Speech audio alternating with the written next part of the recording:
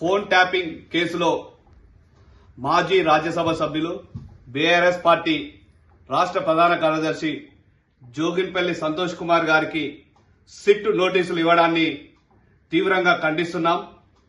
ఎందుకంటే రేవంత్ రెడ్డి తాను అధికారంలోకి వచ్చినప్పటి నుండి కక్ష సాధింపు చర్యలకు పాల్పడుతూ తాను ఓటుకు నోటు కేసులో దొంగగా దొరికి అడ్డంగా బుక్కై జైలుకు పోయినందుకు కేసీఆర్ గారి కుటుంబాన్ని పగబట్టి వీళ్ళని ఏదో రకంగా కేసులు పెట్టాలి, వీళ్ళని ఏదో రకంగా జైలుకు పంపించాలనే ఒక దురుద్దేశంతో ఈ యొక్క ఫోన్ ట్యాపింగ్ కేసును ముందుకు తీసుకురావడం జరిగింది.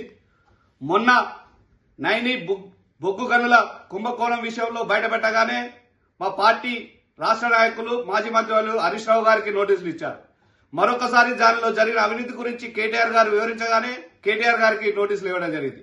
రేపు ఇదే బొగ్గు కుంభకోణంపై రాజ్భవన్ పోతున్నాం, గవర్నర్ గారిని కలిసి మేము దీన్ని వివరిస్తాం అనగానే ఈరోజు సంతోష్ గారికి నోటీసులు ఇవ్వడం అంటే కేవలం రాజకీయమైన కక్ష సాధింపులతోని అటెన్షన్ డైవర్షన్ చేయడానికి, ఆ బొగ్గు కుంభకోణం యొక్క కుంభకోణాన్ని పక్కదోవ పట్టించడానికి తప్పించి ఇందులో ఎలాంటి లేదు.